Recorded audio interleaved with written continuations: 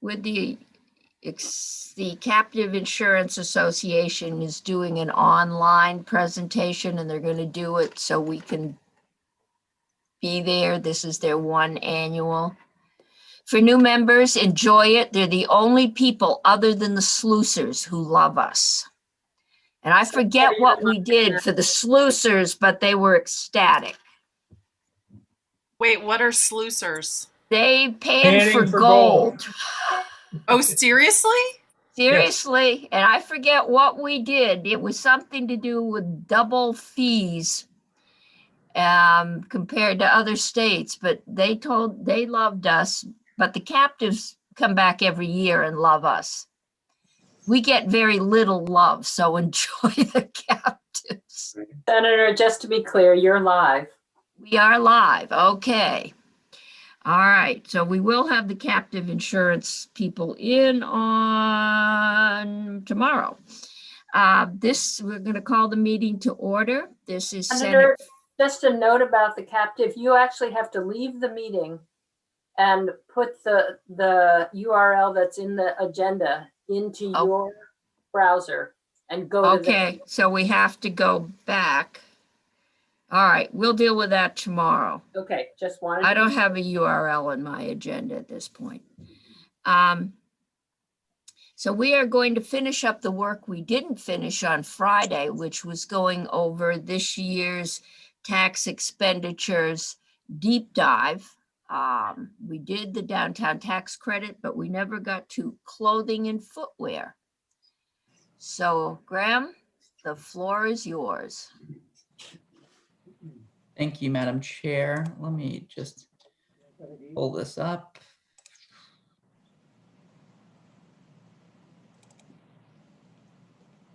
Okay.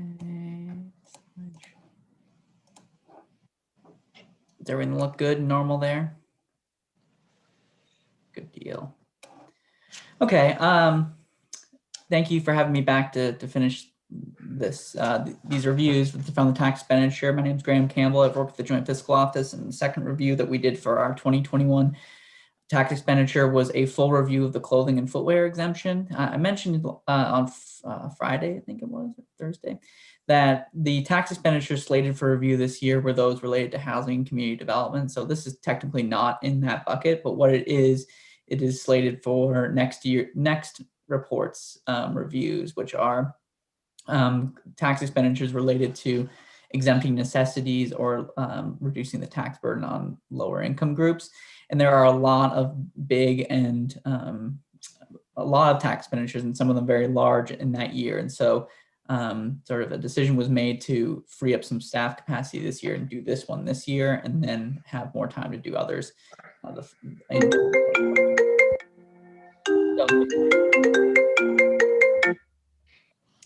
That is the reason why this was done this year. So without much further ado, so when we talk about the clothing and footwear exemption, the first thing I want to spell out is what we are talking about. So this is one of those classic situations, kind of like Senator Cummings has talked about with the chips in the grocery store versus the restaurant. It gets very confusing very quickly. And so the clothing and footwear exemption is spelled out in 32 VSA 9741-45, and it lays out the definition of clothing.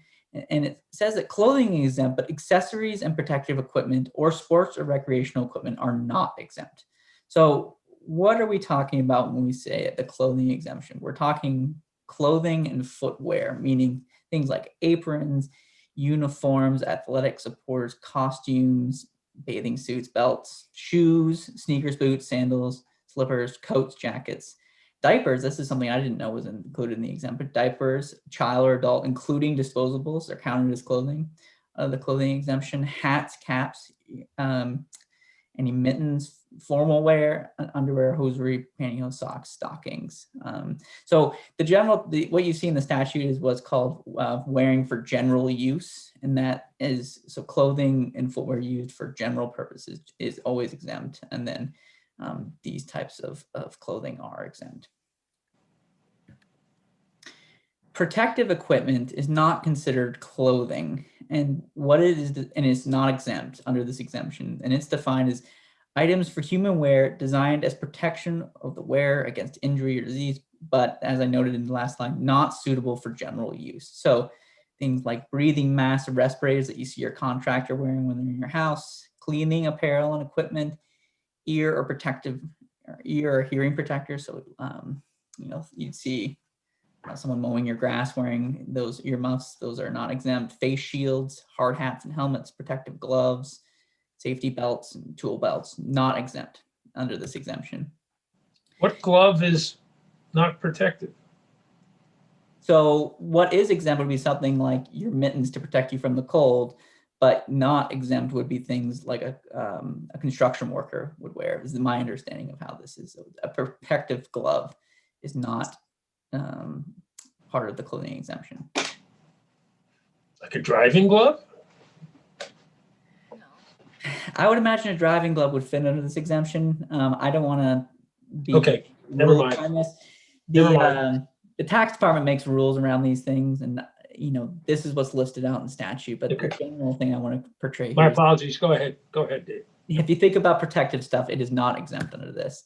Neither is sports or recreational equipment. So that's defined as items designed for human use and worn in conjunction with an athletic or recreational activity and are not suitable for general use. So we're talking ballet or tap shoes, athletic shoes, cleated or spiked, gloves like baseball gloves or bowling gloves, boxing gloves, goggles, shin guards, helmets for sporting events, hand guards, life preservers and vests, mouth guards, ice skates are not considered footwear, ski boots also not considered footwear, waders and wetsuits are not considered footwear or clothing. So again, not exempt from clothing in this exemption.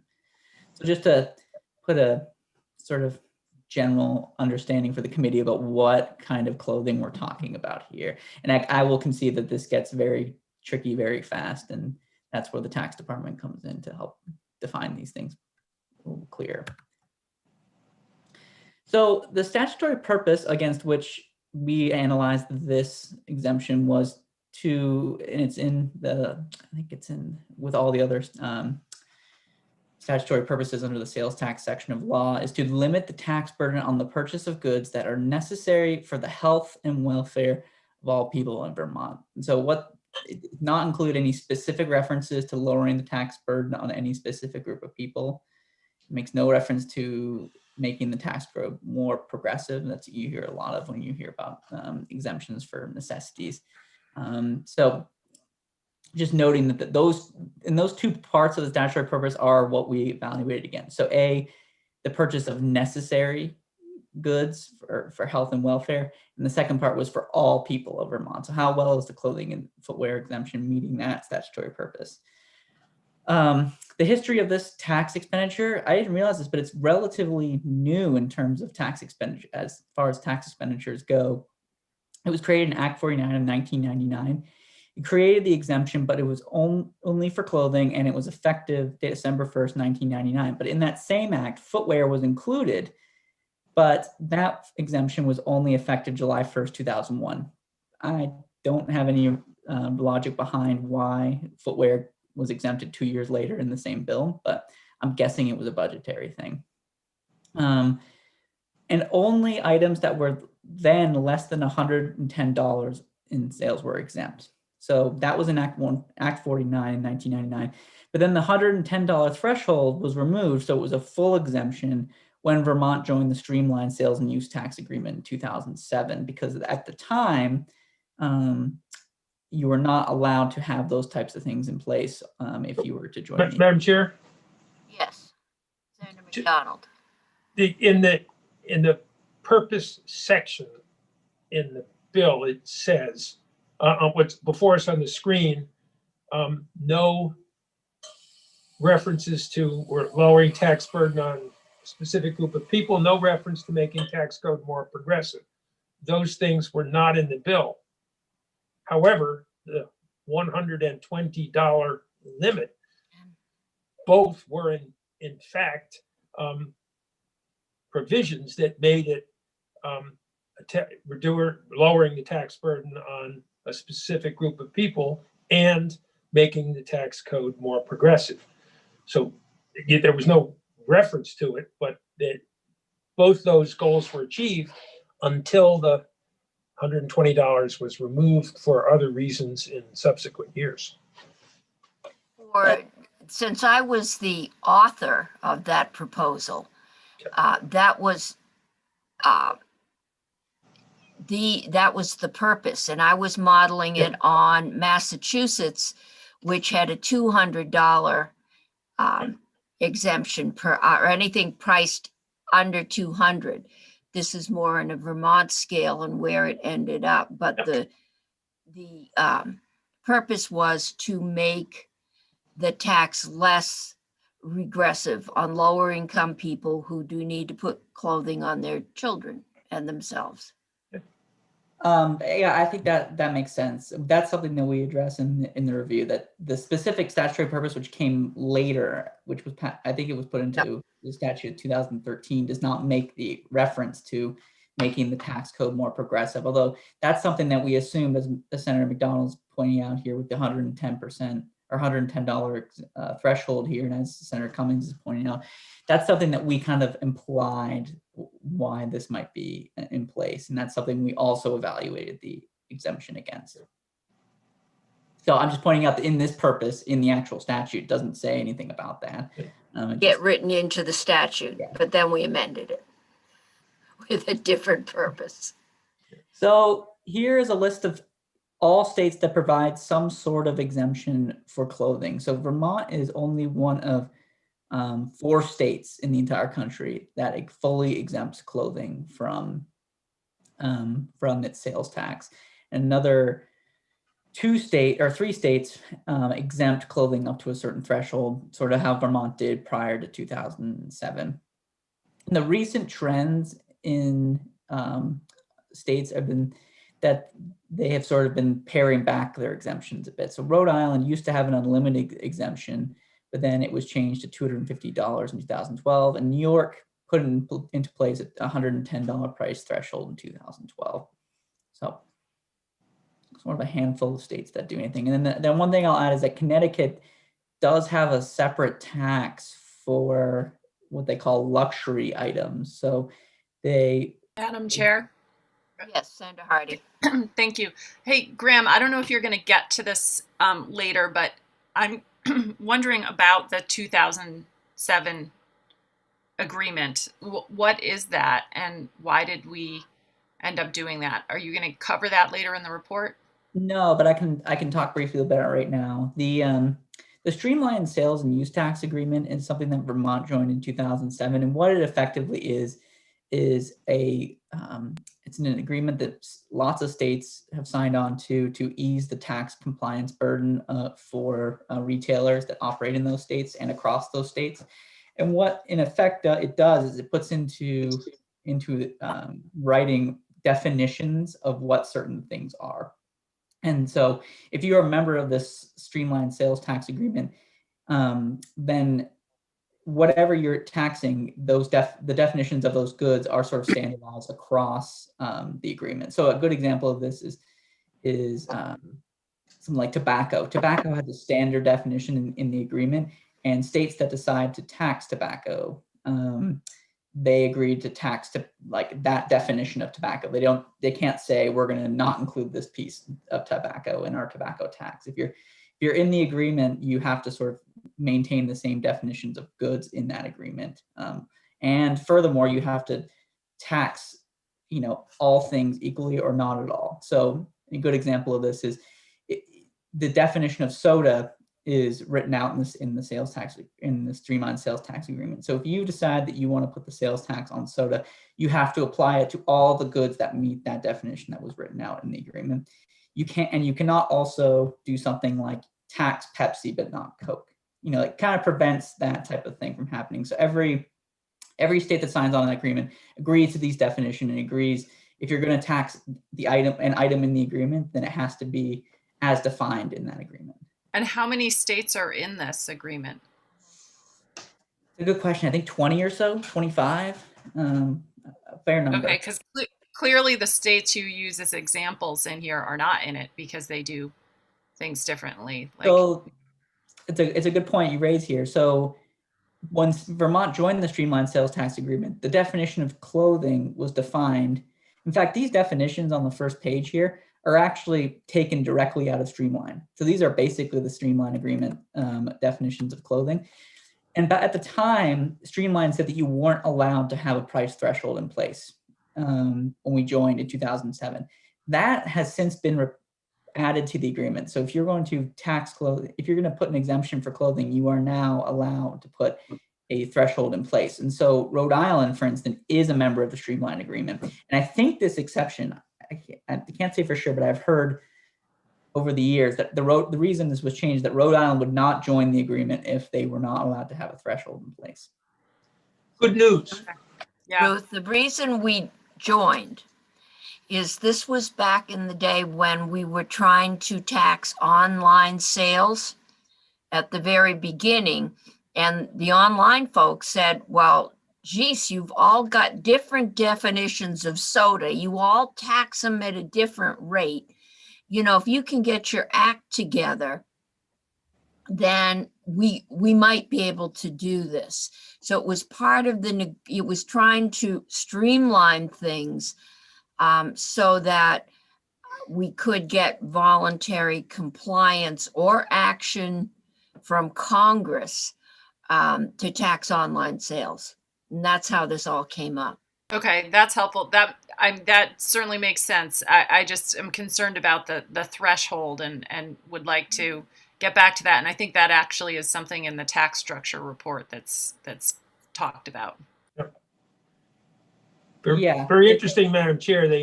We were approached to get rid of the 110 for the reasons that you mentioned, but no one contacted us when we could have gone back to the 110, which is probably going to be We are not as valuable fertile an asset ground as in the Rhode very near Island. future.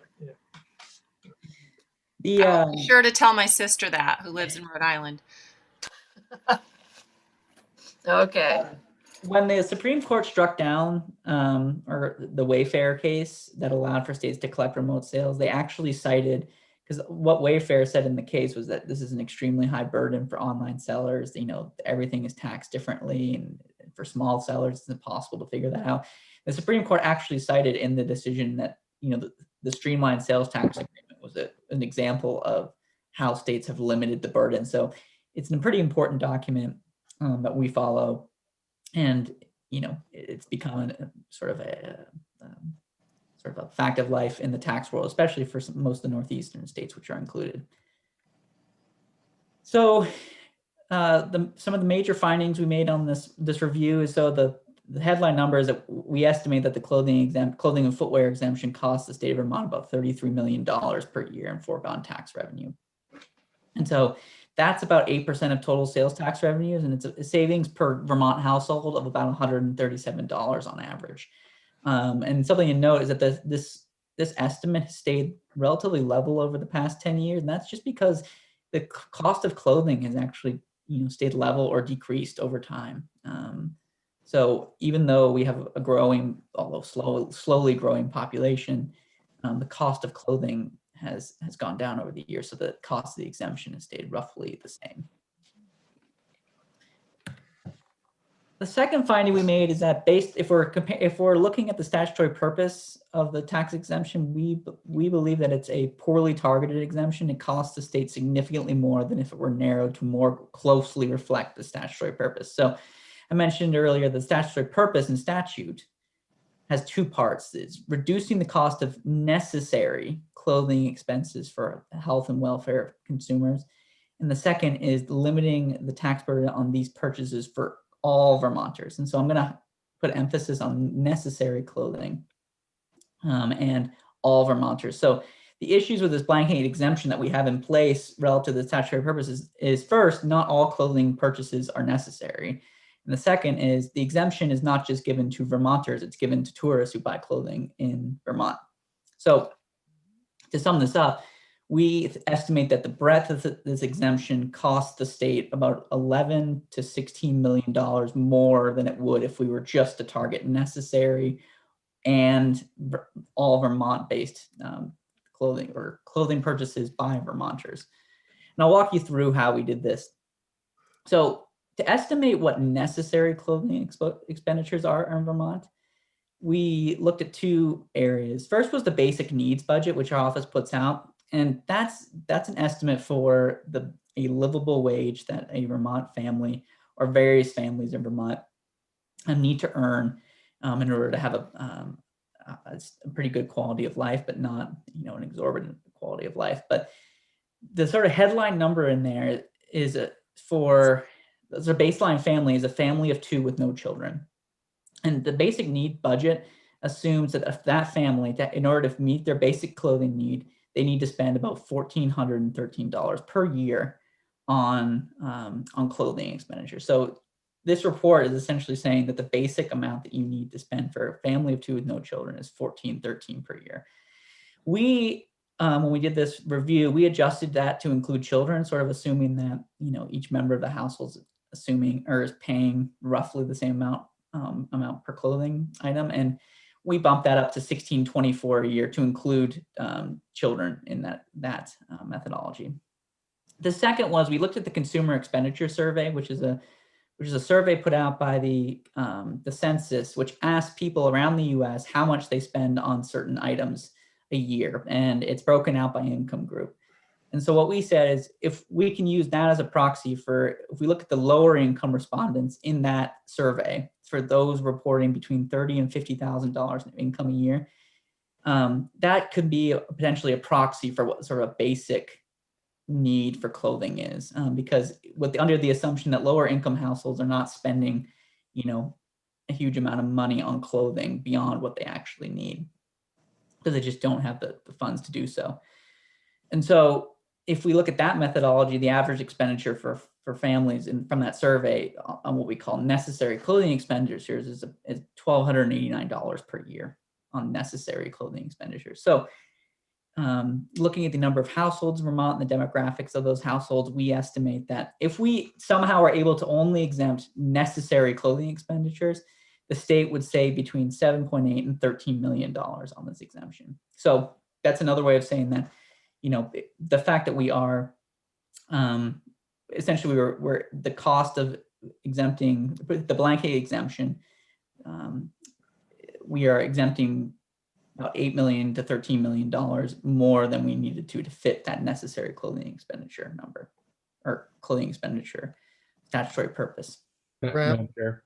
Graham, Yes, I can't see you, so Michael, just chime in with a Graham Pearson. question. go ahead, Chris. Yes. Well, Graham, I have kids, and their clothing budget totally dwarfs mine because they grow really fast. They have, competing needs of activities, what have you. So I'm trying to understand why 2 adults get $1,400 and add 2 kids and you just bump it up $200.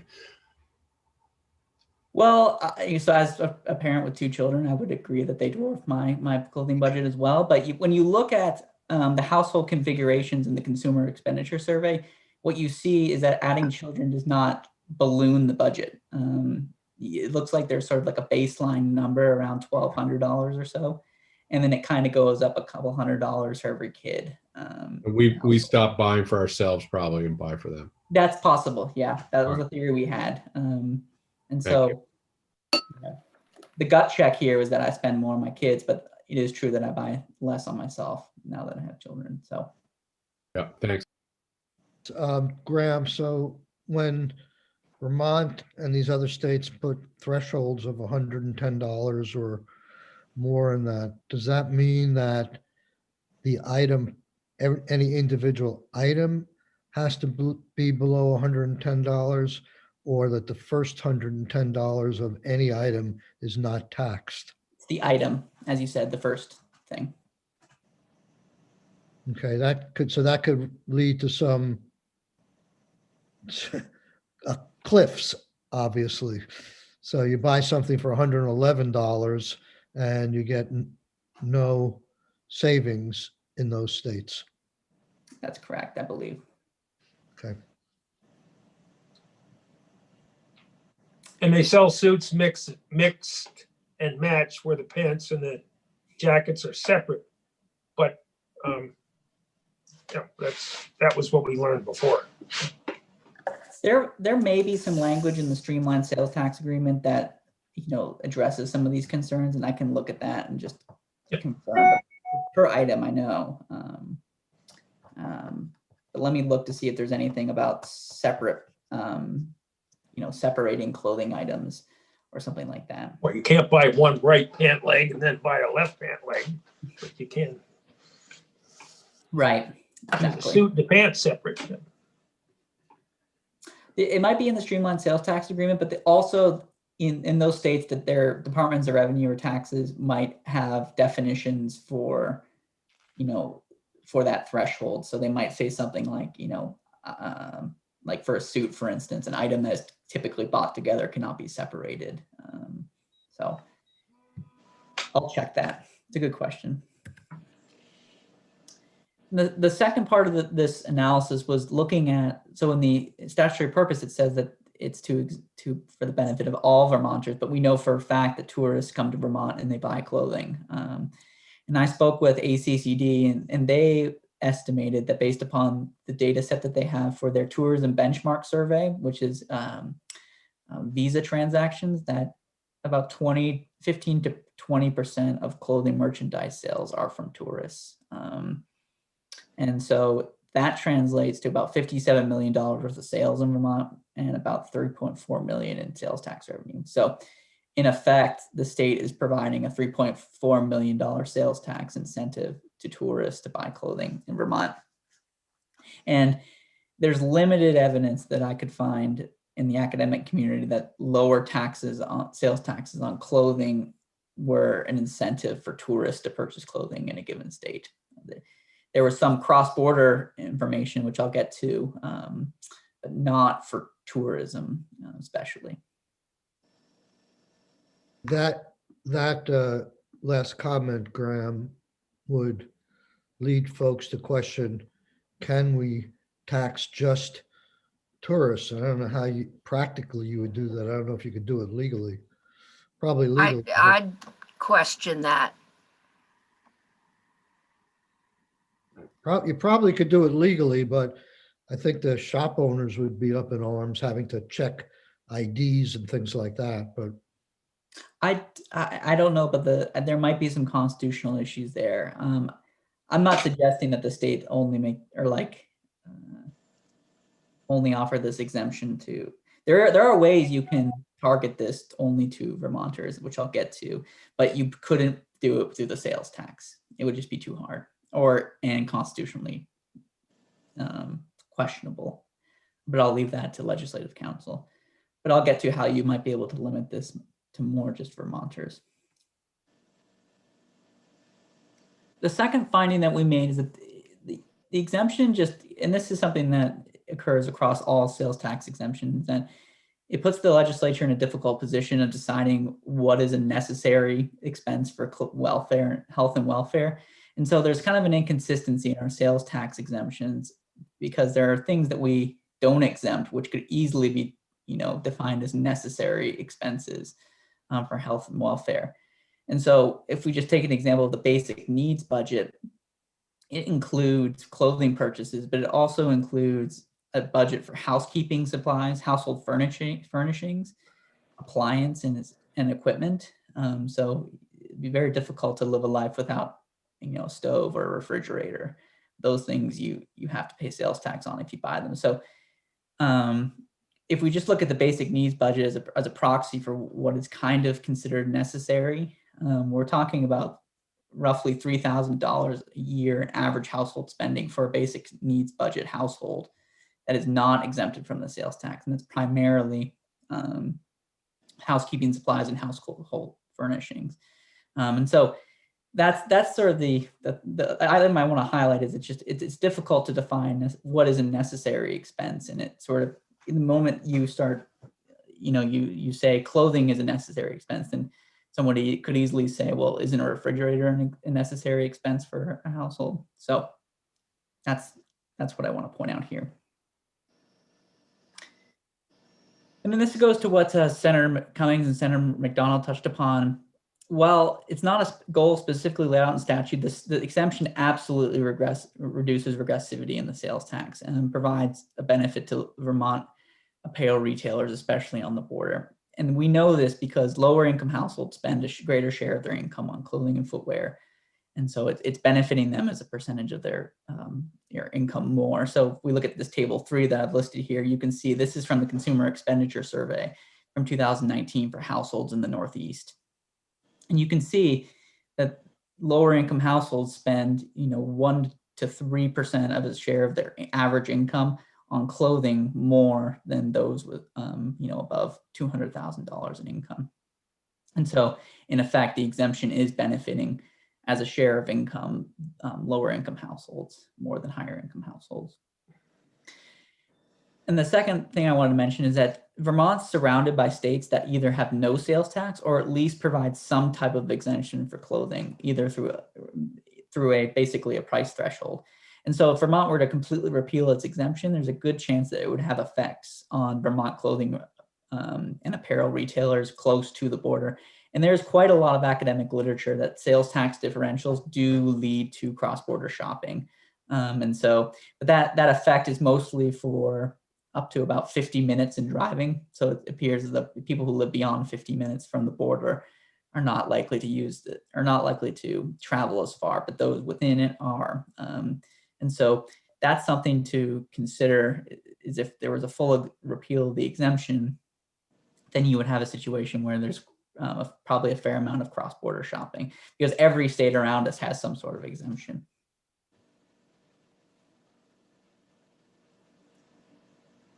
So just wrapping up here, what we laid out for considerations for legislators are, the first is to clarify the statutory purpose. So as we've said, we've kind of thought that the purpose was to lower the tax burden on low-income households in Vermont. But that's not totally clear in the actual statute. And so to the extent that that is a goal, it might be helpful in the next review to sort of spell it out. Either that, or you could limit or narrow the exemption to better fit the current statutory purpose. So ways you could do that would be a price threshold. So as I note, this was in place in Vermont 7 years prior to 2007. So it's not as if Vermont hasn't had this in place before. And quite a lot of retailers that exist now, existed back in 2004 or 5. And so they would have an idea about how to administer this. And it's now permitted in the streamlined sales and use tax agreement. So that's not an issue anymore. And another way to offset the regressivity of the sales tax is you could do it through the personal income tax. And that's a way to limit your benefit to Vermonters only, because the people who would primarily benefit from this are Vermont personal income tax filers. So one way you could do that is you could boost the earned income tax credit. It's an existing tax credit which only goes to low-income Vermonters. It's refundable. So you could offset the sales tax regressivity through that means. Or you could introduce a new credit. So Maine has an interesting credit called the sales tax fairness credit. And it's a refundable $100 or $200 tax credit that phases out after the taxpayer has $20,000 in AGI for a single filer or $40,000 for a married couple. So it's specifically designed to offset the sales tax's regressivity, but do it in a way that is more focused on residents of the state.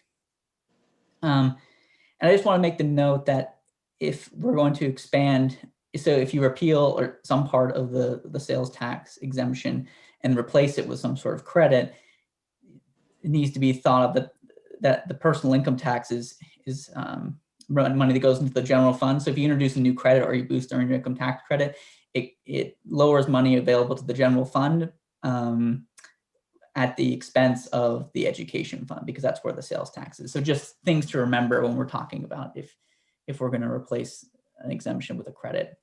So I think that's all I have, and I'd be happy to take any questions. Can you say that last one again? I thought that would affect the ed fund.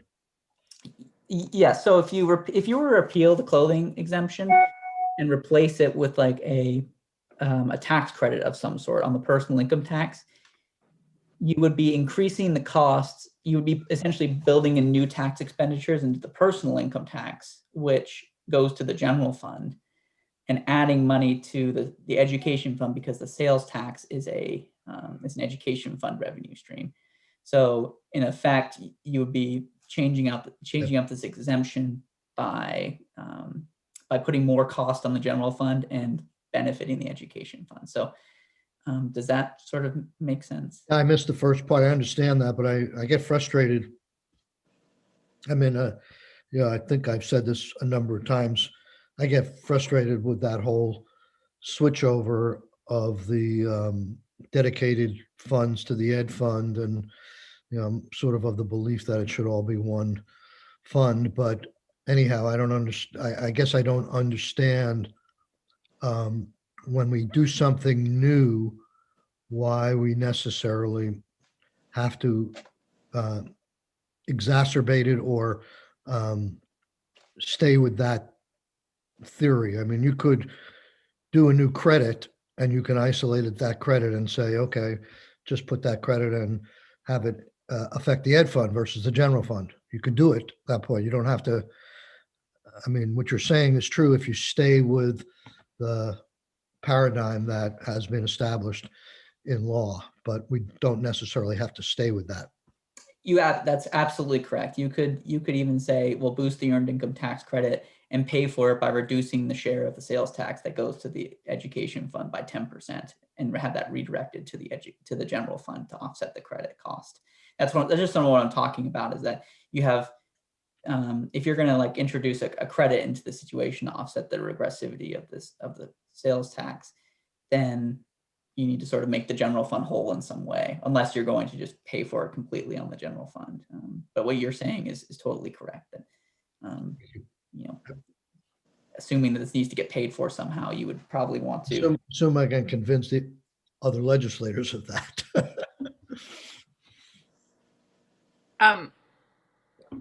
Hardy. I just, you can also do it on the expense side too, where moving expenses from one fund to the other, as you shift revenue. But yeah, it doesn't mean we have to stay with the current paradigm. We just would need to fill a hole one way or the other, either through expenses or revenue. That's totally correct. It's just you have two different tax types here that you would be adjusting. One that lowers the revenue of one tax type, and one that increases in another tax type, and they're in two different funds. And so how you offset the revenue can be done by shifting money or shifting expenses from one to the other. Right. Totally right. Well, Madam Chair, so can I ask a quick question about that last? Yeah, Whatever. maybe Graham, can we take the slide down and then we can see each other? Yes. There, okay. Since everyone I know has just one wallet, sometimes I think it's the legislature that fusses more over what bucket we say it comes out of, because if it comes out of the same wallet, and that's where it sometimes feels a little like a shell game when things keep moving. And I don't know if I guess, I share a little bit Senator Sorokin's frustration with some of it, although I do remember Gay Symington telling me one time, there's if you want good tax policy, it's going to be complicated. So get over it. That was her message to me. So get over it. Okay. Other questions for Graham? I gather, Graham, that when we took out that $110 exemption for items, any single item, not your total bill, it was because we were told we had to, in order to be in streamlined sales tax. But now streamlined sales tax has obviously made some exemptions, so we could do both. Or has the Wayfair decision completely done away with the need for streamlined sales tax?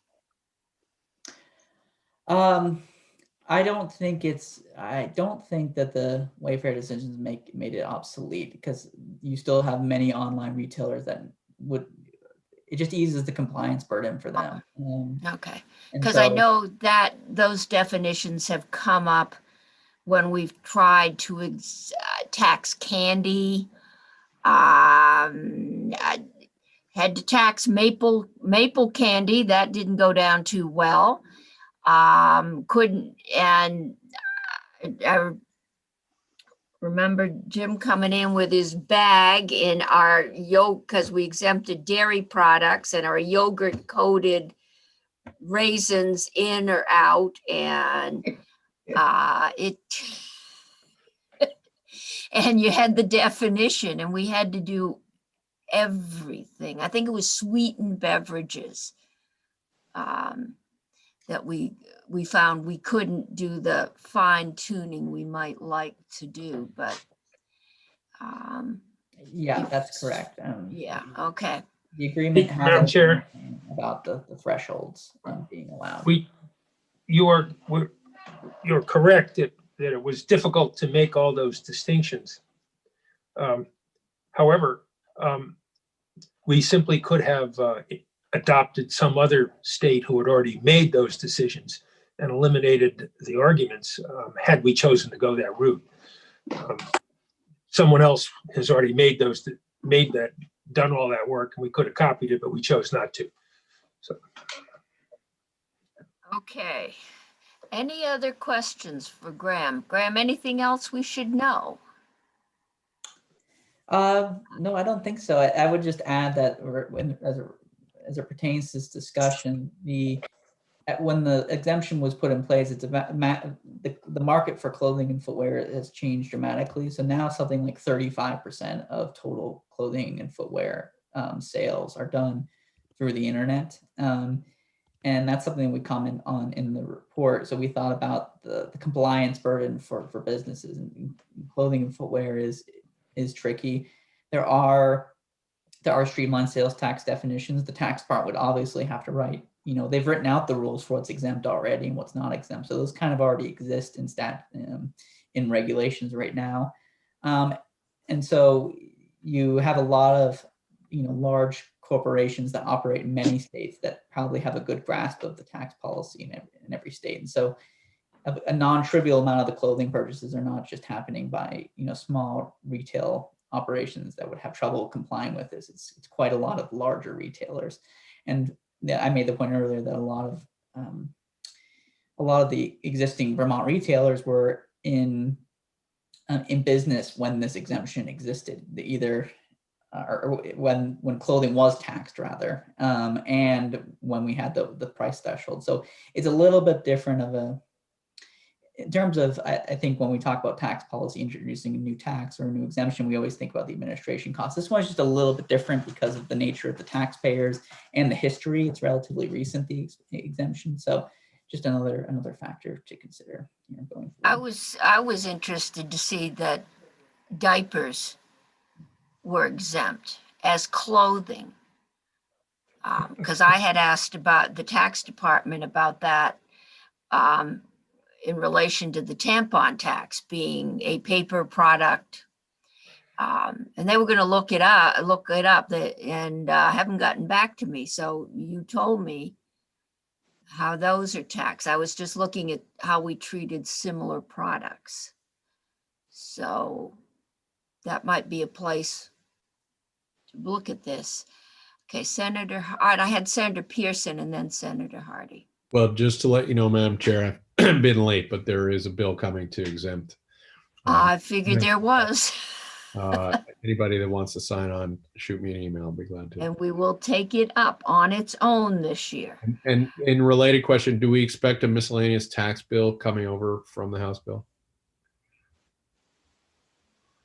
I haven't heard of one being introduced, but there always is. There is a tax housekeeping bill we're going to have the tax department talk to us about. That frequently becomes the miscellaneous tax bill. So thank you. if the administration is nervous that we might be going to do bad things with those bills, they try and limit them. But I think we'll probably get one in some form, enough to decorate. There is a bill in Ways and Means right now that has a couple small, I guess Senator Cummings said housekeeping. Well, It's from the tax, advocates are saying it's not housekeeping, but it's a smaller bill that it contains sort of tax tweaks to it. What I would typically call a miscellaneous tax bill. But that's in Ways and Means. They called it, when they did the pre-session briefing with me about what they were thinking, they were just saying, well, it was basically housekeeping. I don't think that's ever an official title.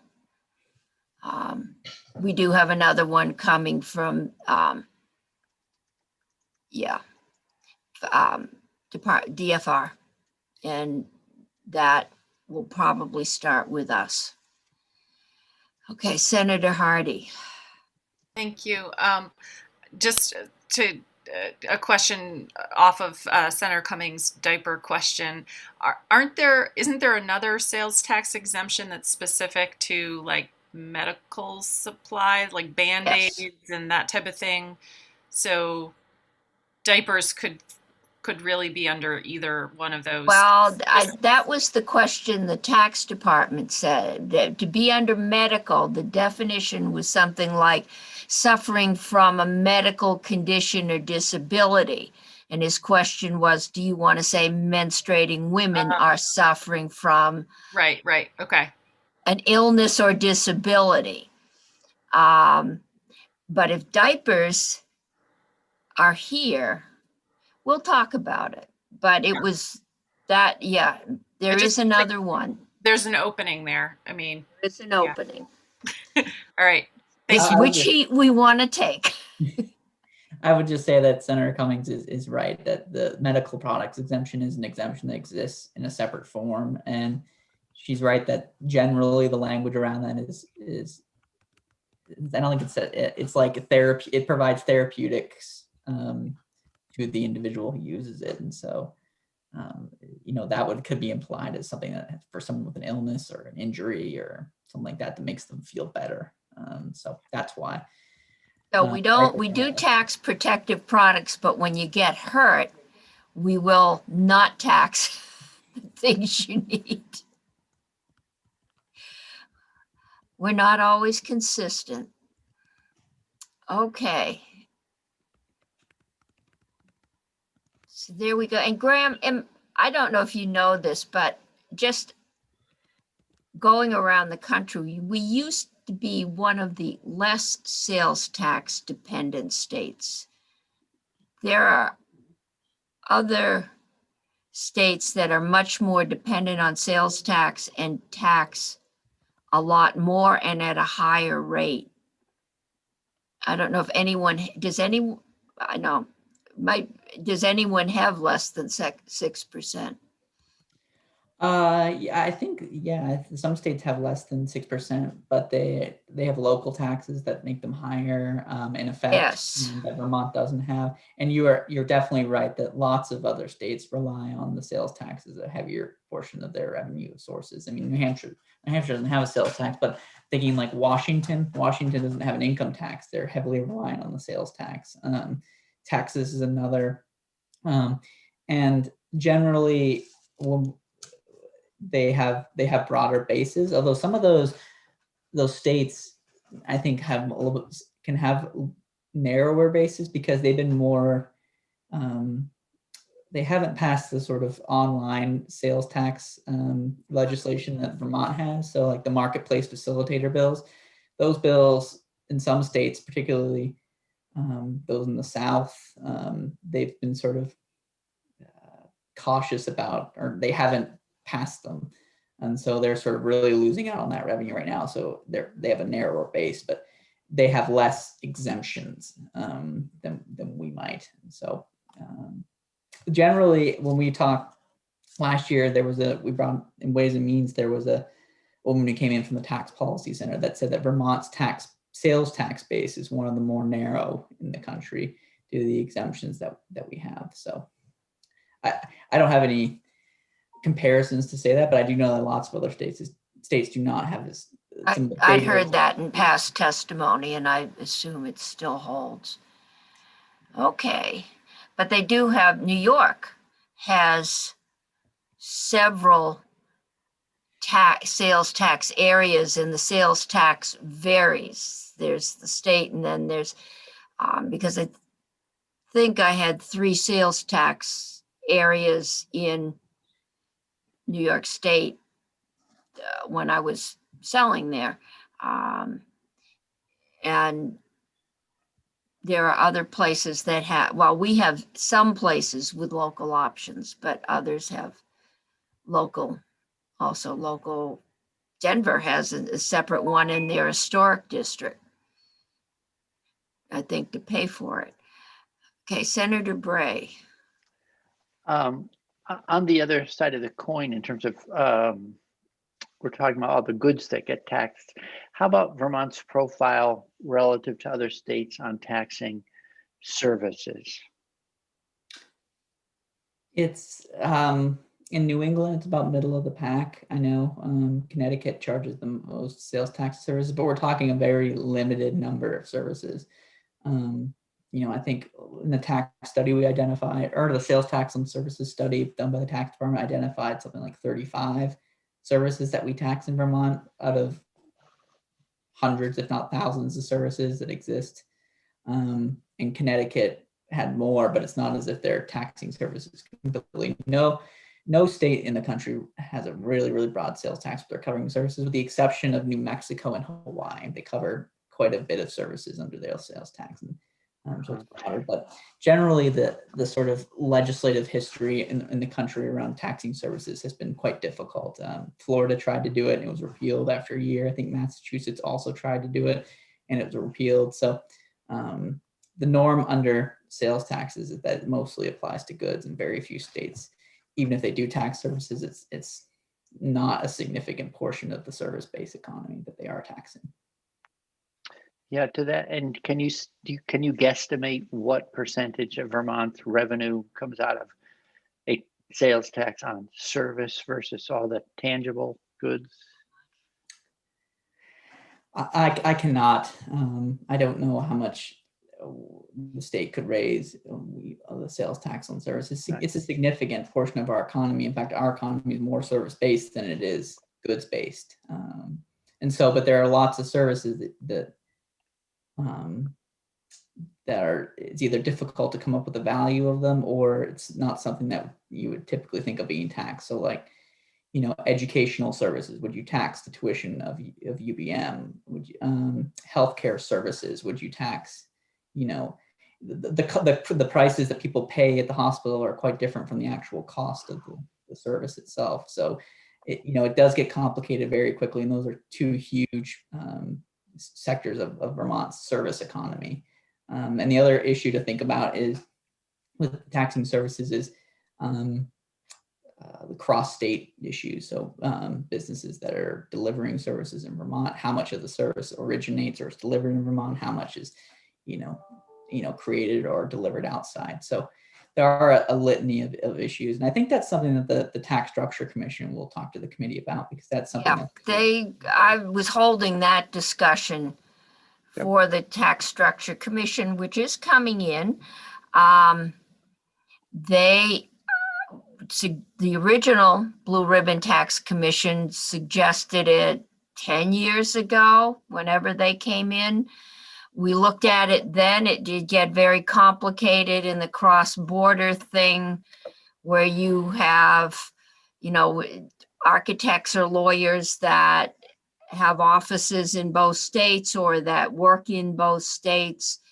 But it is really where the source of wealth is in our economy. We started with property, and then we went to sales, and now the economy is very service-driven, and we don't, if I go to buy a map for my kid's school project, I pay a tax. If I hire, somebody to do a surveyor to survey the same area and create a map, I don't pay for it. And it costs a lot more. So we'll have that discussion. It'll be fun. Senator Brock. It's just a little bit of ancient history. When we think about the Blue Ribbon Tax Commission, the study that they did, which I think was finished in 2011, said that if we were to tax services, that the overall tax rate would drop from 6% to 2% across the board. And the difficulty when we discussed it at that time in particular was to say, well, everybody has a service that they perform that they think should be exempt from taxation. And that once you start doing that, you destroy the whole concept of taxing services. The more you tax something universally, the more you can lower the tax rate overall. Now, the interesting thing, I'm looking forward to the Tax Structure Commission, because I noticed that they're adding some taxes on services, but the net effect of a reduction in the overall sales tax rate is not 2% now, it's 3.6%. So it's going to be interesting to see what happened in the interim. So we will continue that discussion. Senator Hardy. Just on the tax structure, are they on the, or commission, whatever it's called, are they on the agenda for Thursday? Is that? They're on for this week, just for their initial walkthrough for their proposal, and then we'll have them back in much greater detail. Okay, because their report isn't final yet, right? It's just not final, but it seems to be all over Digger, so I figured we should hear what they have to say. Yeah, I appreciate that because I've been getting a lot of questions and Yes. Okay. All right, thank you. Okay. Do we have, does that commission make any suggestion? I don't know if Graham's still there or somebody else knows about this clothing exemption. Was there any proposal made? I can't quite remember, but I believe they talked about, there's a section about repealing exemptions, and I wouldn't be surprised if this one's in there. They speak more broadly about expanding the tax base, but I can't recall whether clothing is included in that. Repeal of this exemption is included in that. You don't know one way or the other. Okay. I don't know. I can check, or I can look at the report and get back to you, unless someone else knows. I'll do that on my own. Thanks. Fine. Brock. No, you muted, Randy. Just another aside, as I look at this whole issue of tax expenditures and exemptions, I hope that somewhere during the course of this process, someone will explain why we don't tax locomotives, why locomotives and boxcars are exempt sales tax. And I've been trying to find that out for 10 years and nobody seems to know. But, you know, we don't exempt trucks, we don't exempt trailers, but we do exempt locomotives and boxcars from sales tax in Vermont. Well, as somebody said to me once, they have a better lobbying group than you do. Do you want to buy one, Senator Brock? Is that why you're looking to purchase a sell many? No, I just think it's a potential revenue enhancer. Oh, Yes. okay. Yeah, right. I think there's Okay. some robber baron history there. A lot of influence a century ago. Okay, yeah, well, the railroads were big economic drivers in this state, and a lot of towns depended on them. Okay, any other questions? If not, enjoy your early day and your time off. Some of us have a chairs meeting, but we'll see you all tomorrow, and I'm sure it won't be this early the rest of the week. So stretch and enjoy. We'll see you.